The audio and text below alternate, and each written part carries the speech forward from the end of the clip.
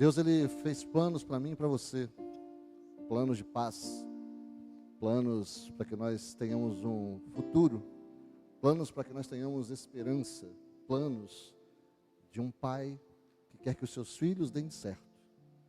Deus, Ele olha para nós e nos agracia com esse amor tão perfeito, tão poderoso, tão maravilhoso. Isso é tão lindo na nossa vida, gente. E é isso que aquece o nosso coração. Então, Igreja do Senhor, tem esperança. Porque é a esperança que faz com que a gente possa caminhar e chegar até onde o Senhor preparou para nós chegarmos. Você pode sentar no seu lugar um pouquinho. Obrigado, meus amados. Nós temos algumas coisas para compartilhar com vocês nessa noite. E uma noite que o Senhor tem falado ao nosso coração algumas coisas, como nós temos visto e ouvido, né? E tempos difíceis que nós estamos lidando, tempos trabalhosos, tempos de cansaço, tempos de labuta, tempo que parece que não rende, né? E tempo de dor, tempo de lamento também. Hoje a irmã Alzenira, né, faleceu essa madrugada, mãe do pastor Gil, e a gente está muito entristecido, de fato, com o que está acontecendo, o que aconteceu. Muito embora eu tenho certeza absoluta que ela descansou no Senhor. Quem luta com câncer sabe que chega um momento em que o cansaço vence. E é muito melhor estar com o Senhor do que com qualquer outra pessoa na face da terra. E hoje nós oramos para que Deus possa confortar a família. Nós temos, domingo eu falei que temos alguns irmãos que estão passando por tempestades aqui na igreja. E de fato nós temos uma grande tempestade na vida de muitos. Mas nós também temos esperança. Nós também temos o nosso Deus que nos agracia com esse amor e esse cuidado tão precioso. Hoje eu quero falar com vocês, irmãos, a respeito de pressão. Uma palavra que Deus colocou no meu coração e que me parece que a igreja do Senhor precisa se atentar para isso. Que bom que vocês estão aqui. Que bom que vocês venceram a pressão de não vir. Que bom que vocês desobedeceram aquela vontade de não estar em congregação, de não estar junto. Que bom que vocês estão aqui. E eu glorifico a Deus pela vida de vocês. E eu prefiro falar, irmãos, de que vocês estão aqui do que daqueles que não estão.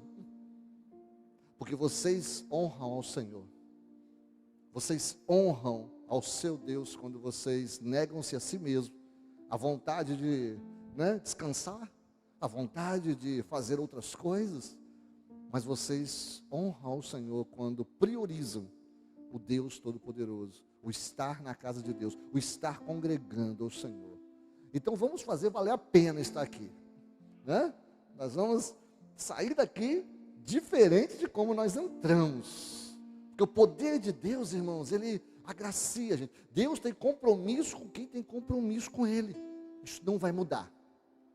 São coisas, são verdades, é a verdade da palavra revelada aos nossos corações.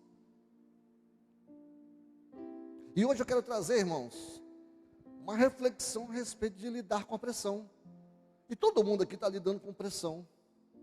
Nós estamos hoje no meio de uma grande batalha espiritual no planeta Terra. Não é só no Brasil. Mas o Brasil é um epicentro de coisas que estão acontecendo, exatamente porque existe uma promessa aonde o Brasil é o braseiro de Deus e vai espalhar missionários sobre a face da terra.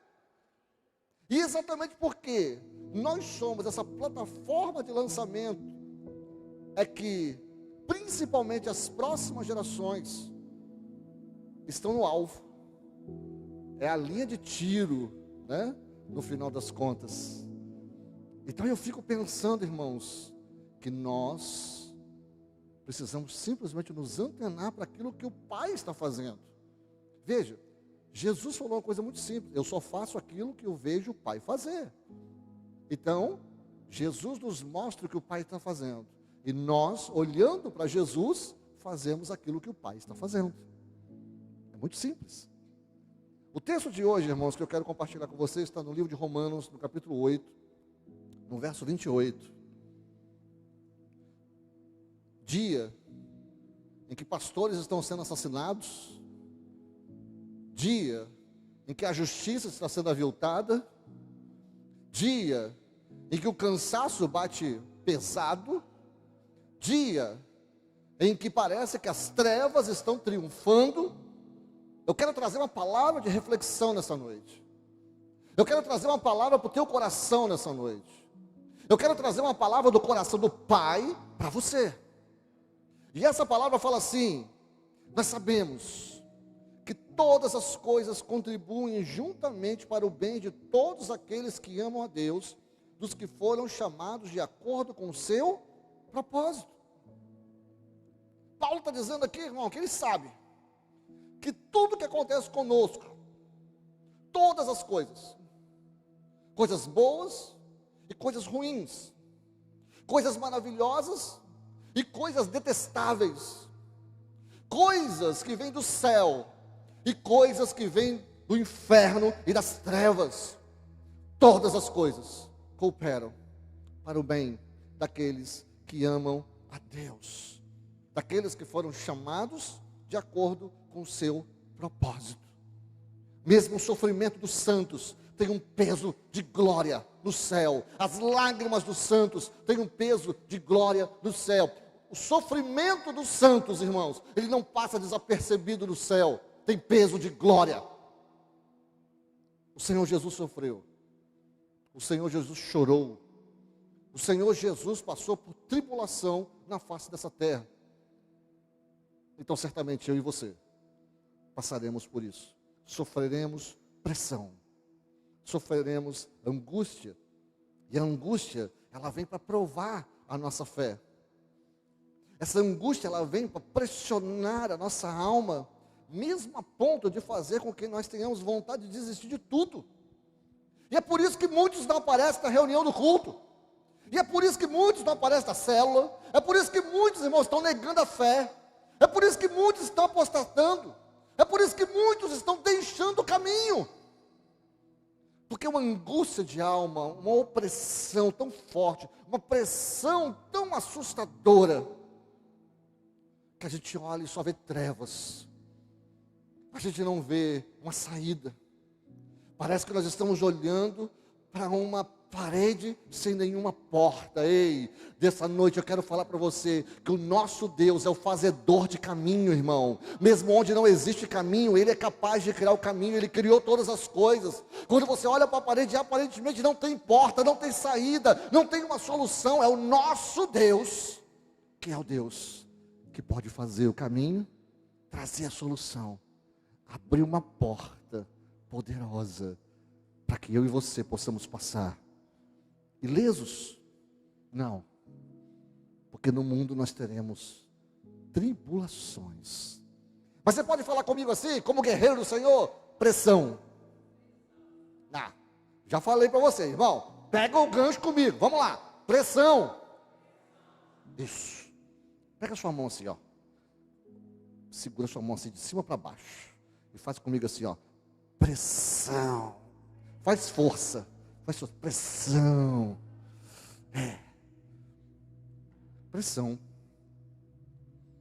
é quando uma força aparentemente inimaginável, gigantesca, vem sobre a nossa vida e parece que nos esmaga, parece que nos achata. E quanto mais você luta para se manter em pé, essa pressão ela vai fazendo com que você vá diminuindo. E você se sente cansado. Você se sente oprimido. E opressão é exatamente isso. É uma pressão que vem sobre a gente. E essa pressão, ela faz com que a gente fique apertado. Coração apertado, alma apertada, sentimento apertado. A gente não sabe muito bem nominar isso. A gente não sabe, é uma angústia de alma. Parece que alguma coisa vai acontecer o tempo todo de errado, de ruim, vai dar errado. É uma sensação de que a qualquer momento a gente vai cair. Esse é um sentimento, irmão. E isso é uma guerra espiritual no nosso tempo. É uma pressão do reino das trevas, do RDT, para fazer com que eu e você deixemos de lado aquilo que nós fomos chamados para fazer. Porque se eu e você desistirmos, Satanás já ganhou. A única forma de Satanás ganhar é se eu e você olhar para trás, deixar o arado, não semear mais a palavra, não falar mais das coisas que vêm do alto, deixar de olhar para Jesus. Se nós fizermos isso, Satanás já ganhou. Porém, nessa noite, eu sei que eu estou falando para pessoas aqui. Eu sei que eu estou falando aqui a palavra de Deus que produz vida. Nós não somos daqueles que retrocedem. Não existe crente frouxo, meu irmão. Existem guerreiros, existem pessoas que sabem aquele em que ele crê e em quem nós cremos é maior do que todas as coisas. O nosso Deus, irmãos, Ele está agindo em teu favor, no meu favor, no nome de Jesus. Entenda isso. Nós somos as pessoas escolhidas para esse tempo, para lidar com essa pressão. Mas entenda, irmão, de tempos em tempos, nós temos que passar por um processo. E o Senhor está permitindo que a igreja dos dias de hoje passe por esse processo. Um processo de melhoramento. Olha só, a Bíblia fala o tempo todo do trigo, o tempo todo da uva, o tempo todo da azeitona, né? Ou melhor, do azeite, ou da oliveira. Mas a azeitona, né, de certa forma, a uva e o trigo, não são eles que alimentam a nossa mesa. A nossa mesa é alimentada, irmão, por azeite, pelo pão e pelo vinho. E para que isso chegue até a nossa mesa, esses elementos, essas dádivas da natureza precisam ser transformadas. Então, o trigo, para chegar até virar pão, ele precisa passar por um processo. Ele precisa ser colhido, ele precisa ser separado, ele precisa ser secado, ele precisa ser peneirado, ele precisa ser levado para o moinho, e depois que ter passado pelo moinho, ele ainda vai ser purificado, porque ele vai ter que ser amassado. Ele vai ter que se juntar ali, né, com azeite, com a água, para poder formar o pão. Ainda passando por uma etapa crucial, que é o forno. Então, gente, se o trigo precisa passar por todo esse processo para virar o pão que chega na nossa mesa, e o trigo é tudo aquilo que o Senhor deseja para mim e para você. O Senhor falou que nós somos como trigo. Nós somos, irmãos, o trigo do Deus, porque Jesus é o pão da vida. Se Ele é o pão da vida, nós como filhos amados, nós somos pequenos pães, que foi dado para esse mundo, para alimentar esse tempo e essa nação. Sabe? Da mesma forma como o trigo precisa ser moído, nós temos que a uva precisa ser pisada. Vai para o lagar, vai ser pisada para extrair o vinho. Da mesma forma, se você pegar o fruto da oliveira, que nós conhecemos como azeitona, essa azeitona, ela tem que ser prensada. Ela vai passar por uma pressão. Para quê? Para extrair o azeite. E se extrai o primeiro azeite, o segundo azeite e o terceiro azeite. O primeiro azeite é o azeite santo, é o azeite mais puro, é o extra virgem. É o azeite poderoso. É o azeite com as melhores características. O segundo azeite já é um azeite para ser usado na cozinha, é um azeite para ser usado em medicamentos. E tem o terceiro azeite, que já é um azeite de pior qualidade. Um azeite já misturado com outras coisas, que sai da própria azeitona, mas que pode ser usado para fazer sabão, para fazer outras coisas. Tudo é aproveitado. Mas tudo vem da pressão. Então, se nós temos, irmãos, processos bíblicos que falam a respeito do trigo, processos bíblicos que falam a respeito da uva ou da oliveira, por que você acha que eu e você não vamos passar por um processo aonde, pressionados, nós vamos ter extraído de nós a melhor versão de nós mesmos? Aonde nós somos pressionados para crescer, aonde nós somos pressionados para poder mostrar e exalar o melhor perfume. Deixei esse para o final. O perfume, quando uma flor é extraída, a pétala, ela é amassada, para que o perfeito aroma saia dela. O fato é, irmãos, geralmente, quando nós estamos pressionados, quando nós estamos passando por um processo de dor, quando nós estamos passando por um processo de cansaço, quando nós estamos estressados, é que nós mostramos de fato quem nós somos. E esse processo é o processo de nos transformarmos cada dia mais na identidade de Cristo Jesus em nós. É a célebre frase de João Batista: que ele cresça e que eu diminua. Mas, Senhor, será que não tem um jeito mais fácil disso acontecer? Meus amados, infelizmente não. Deus, Ele traz para nós esses processos, porque Ele passou por esse processo. Ele foi moído, Ele foi pressionado, Ele foi pisado. Tudo que eu estou falando aqui, o Senhor Jesus passou. E se Ele passou, irmão, nós também precisamos passar por isso. Tá, pastor, então eu tenho que passar, mas o que eu preciso fazer quando eu estiver passando por esse processo?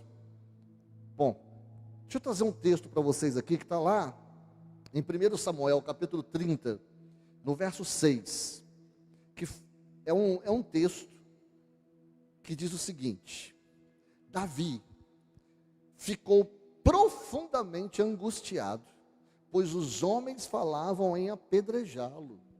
Todos estavam amargurados por causa dos seus filhos e filhas. Davi, porém, fortaleceu-se no Senhor, o seu Deus. Aqui é uma história muito interessante, porque Davi, ele saiu para uma guerra. Davi estava exilado, Davi estava fora de Israel, porque estava sendo perseguido por Saul. Davi, então, ele vai para um combate, Deus livra ele desse combate, ele não precisa combater, ele volta para a cidade dele chamada Ziclag. Nessa cidade, quando ele volta, ele percebe que está tudo destruído, tudo em chamas. E todas as famílias dele e de todos os homens que estavam com ele naquele exército foram levados cativos. A primeira coisa que eles pensaram é: morreu todo mundo. Mas eles viram que não. Na verdade, foram levados cativos. Eu não sei o que é pior.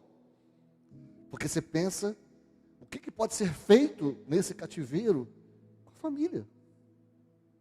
O que pode ser feito com essas pessoas que foram levados como escravos, como servos? Pessoas que não tinham mais direito, que foram exilados das suas casas. E no final das contas, os homens ficaram com o coração tão amargurado. E todas as vezes, irmãos, que nós ficamos com o coração amargurado, que nós estamos passando por um período de pressão, nós queremos o culpado. Nós queremos achar alguém para colocar a culpa.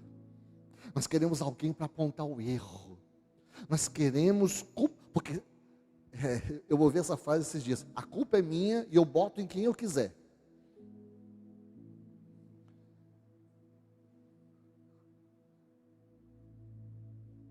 Eu preciso achar um escape, para que eu pense que vou buscar justiça, porque existe uma justiça, porque alguém é culpado. E eles colocaram a culpa em Davi. Davi que estava junto com eles. Davi naquele momento ficou profundamente angustiado.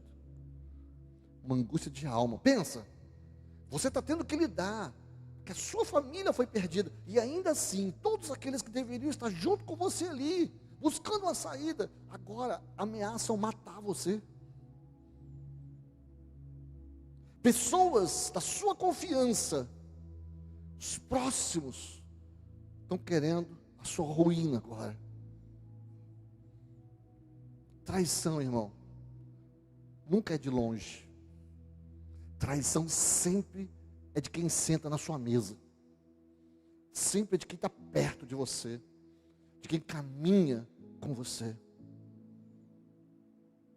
Salmo 55 fala a respeito de um homem, o salmista, que falou que do inimigo ele podia até aguentar a traição, coisas horríveis, mas daquele que caminhava com ele alegremente, indo servir ao Senhor, daquele que sentava com ele e alegremente adorava a Deus.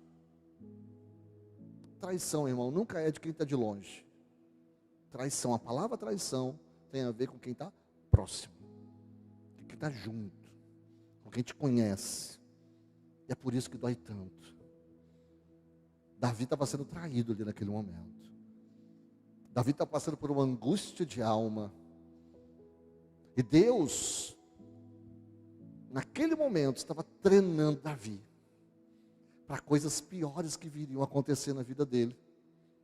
Porque ele seria traído pelo seu próprio filho, mais à frente. Se vocês lerem a história um pouco mais para frente, vocês vão ver que Absalão traiu Davi. Davi teve que sair do reino. Davi teve que fugir do próprio filho. Gente, nada é por acaso. Por isso que o texto que nós lemos no início, Romanos 8, 28, diz que todas as coisas contribuem juntamente para o bem daqueles que amam a Deus, daqueles que são chamados de acordo com o seu propósito. Veja, as coisas não contribuem para mal, as coisas contribuem para bem. E nós só entenderemos isso se nós tivermos nossos olhos em quem? No Senhor. Se nós tirarmos os olhos de Deus, irmãos, nós só veremos trevas, nós só veremos escuridão, nós só veremos uma parede sem nenhum tipo de saída, nós não veremos escape, nós só veremos a morte, nós só veremos destruição. E é por isso que nessa noite, eu quero falar para você, para agir como Davi. Davi aqui enfrentando tudo isso, ele amargurado, ele angustiado, mas Davi, aqui está, eu amo quando coloca assim na Bíblia, Davi, porém, vírgula, fortaleceu-se no Senhor, vírgula, o seu Deus. Eu quero convidar você nessa noite, irmão, a tirar os olhos um pouco das coisas que estão acontecendo na sua vida, a tirar os olhos um pouco das coisas que estão acontecendo na nossa nação, a tirar os olhos um pouco das coisas que estão acontecendo no mundo. Eu quero convidar você a fortalecer-se no Senhor, o seu Deus. Você não está se fortalecendo na sua intelectualidade, na sua força. Você não está se fortalecendo, meu irmão, naquilo que alguém está dizendo. Não, você está se fortalecendo em alguém que você conhece, em alguém que é fiel, alguém que permanece fiel, alguém que não vai trair você. O seu Deus. Não é qualquer pessoa. É alguém que te ama, que te resgatou das trevas, que te trouxe para o reino da luz, que abriu os seus olhos, que trouxe o seu coração, meu irmão, para algo maior, melhor e eterno. É esse Deus que eu quero que você olhe. É para esse Deus que eu quero que você veja. É para esse Deus que eu quero, nessa noite, que você dirija o seu olhar. Porque se nós tirarmos os olhos desse Deus, tudo que sobra é desesperança, desilusão e a morte. Davi, irmão, ele estava passando exatamente por esse processo de ser pisado, ser moído. Esse processo que eu e você passamos. Esse processo de nos fazer parecer mais com o Senhor Jesus. Davi estava literalmente sendo pressionado. Você pode falar comigo de novo? Pressão. Pressão, irmão. Eu e você estamos sujeitos à pressão o tempo todo. Pastor, o que é pressão? Tudo aquilo que faz você sair da sua zona de conforto. Tudo aquilo que é desconfortável para você. Tudo aquilo que faz com que você pense 3 vezes. Tudo aquilo que gera medo em você. Isso é pressão. Davi fortaleceu-se no Senhor, irmão. Davi buscou o conselho de Deus. Davi buscou a presença de Deus. Davi se entregou ao Senhor. E nós podemos aprender que mais profundo que a angústia é o amor do nosso Deus. Quer água profunda? Mergulha no amor de Deus. Mergulha no amor do Senhor. No Evangelho de João, capítulo 16, no verso 33, o Senhor Jesus tem uma palavra para mim e para você. Jesus falou bem assim: eu disse isso, eu disse essas coisas, para que em mim vocês tenham paz. Nesse mundo vocês terão aflições, contudo, tenham coragem. Eu venci o mundo. Quem venceu? Jesus. Jesus venceu. Não foi qualquer um. Foi o Filho de Deus que venceu. Nós, irmãos, nós precisamos simplesmente olhar para o Senhor e pegar o exemplo dele, porque ele venceu, e porque ele venceu, nós podemos vencer também. É isso que Satanás não quer, de forma alguma, que a gente veja. Quando nós nos fortalecemos no Senhor, como Davi fez, irmão, a alegria volta. Sabe por que a gente está assim? Porque nós perdemos a alegria. Nós perdemos a alegria de cultuar o Senhor. Nós perdemos a alegria de ir na célula. Nós perdemos a alegria de estar em comunhão. Nós perdemos a alegria de estar uns com os outros. O que houve? O que eu ouço, na verdade? Eu ia falar ouvir, misturado com ouço, saiu ovo. Matei o português agora, aleluia. Mas o que eu tenho ouvido? Ah, pastor, não quero ver ninguém. Eu quero ficar sozinho. cansado de gente. Talvez você já tenha falado isso. Talvez você tenha escutado isso. Gente estressa a gente. Gente machuca a gente. Gente trai a gente. Gente passa a perna da gente. Gente é instrumento do cão na nossa vida.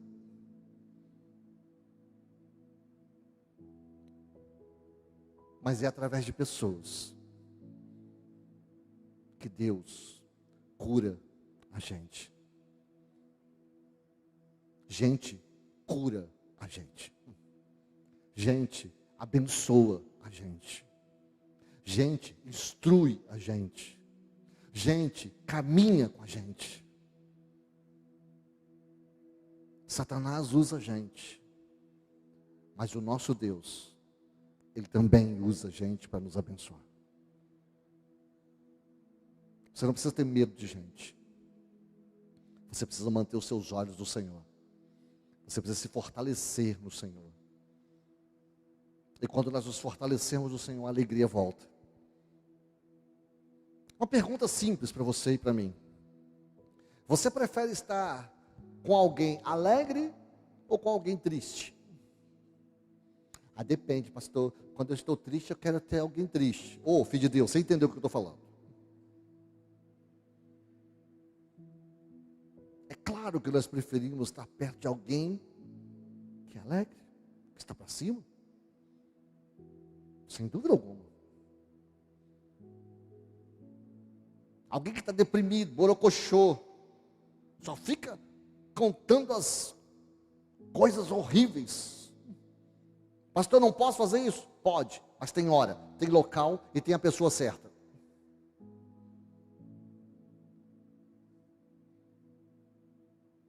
Quando nós temos alegria, irmão, nós atraímos as pessoas.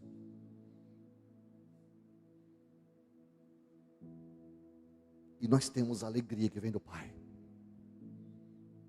O problema todo, irmão, é que nós estamos com nossos olhos na direção contrária. Nós temos que olhar para o Senhor. Porque quando nós olhamos para o Senhor, nós nos fortalecemos. Quando nós nos fortalecemos, a alegria volta. Quando a alegria volta, a nossa força renasce. Nós temos novo ânimo, nós fazemos novos planos. Nós experimentamos novos sonhos nascerem em nosso coração. Deixa eu te dar uma visão do céu para agora aqui. Vamos ler Apocalipse, capítulo 4. Apocalipse, capítulo 4, verso 1 ao verso 6. Eu quero te dar uma visão do céu. Eu quero que você abra sua mente agora e veja isso. João, capítulo 1, ele recebe um direcionamento de alguém que se apresenta como ele, como o primeiro e o último, alfa e ômega, que é o Senhor. E ali naquele momento, irmão, João, ele tem toda a revelação dos candelabros, das igrejas, dos anjos, de um monte de coisa. E ele fala para 7 igrejas, e as 7 igrejas até os dias de hoje.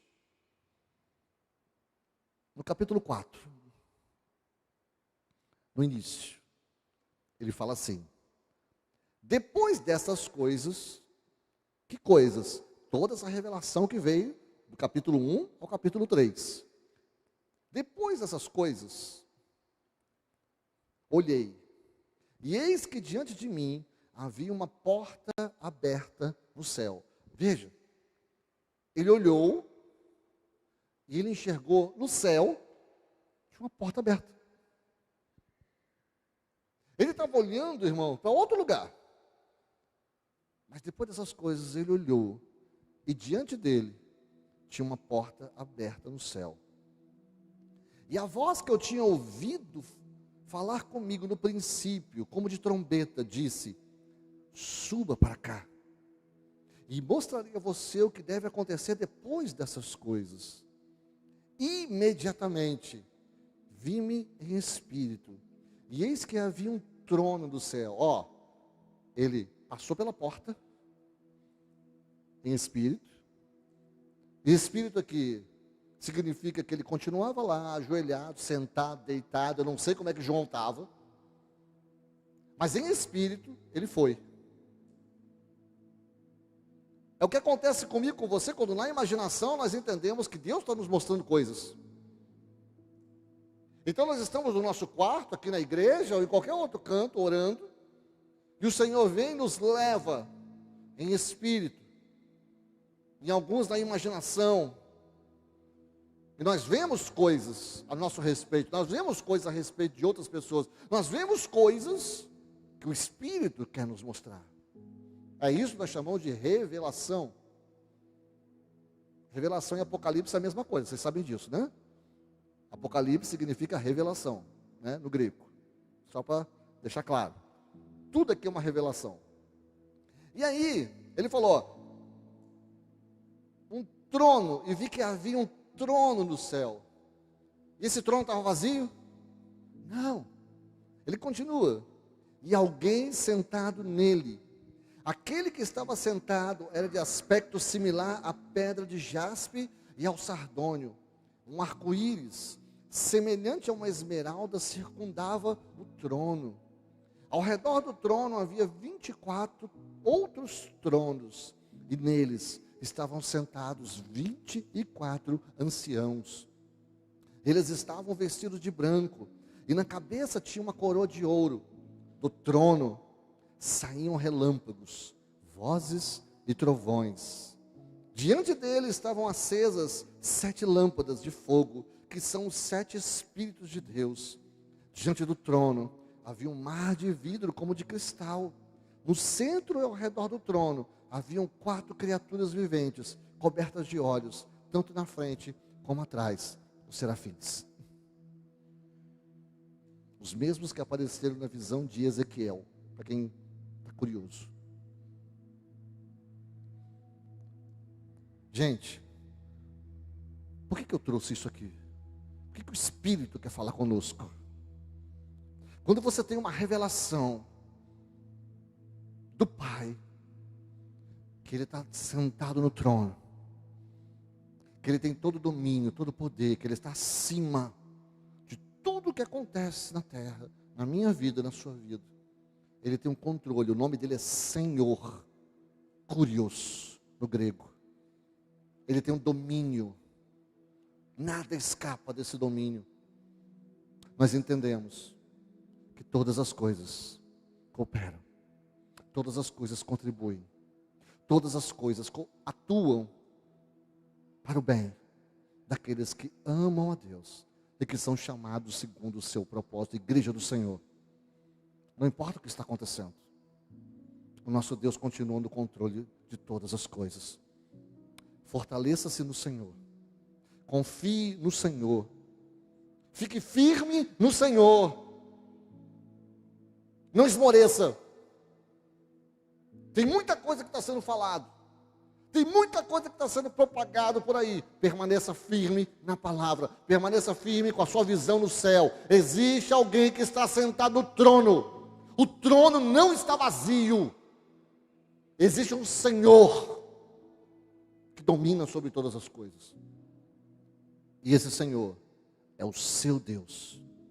Fortaleça-se no seu Deus, porque tudo que Ele faz, e tudo que Ele permite na minha vida, na sua vida, vai contribuir para que a melhor versão de você apareça.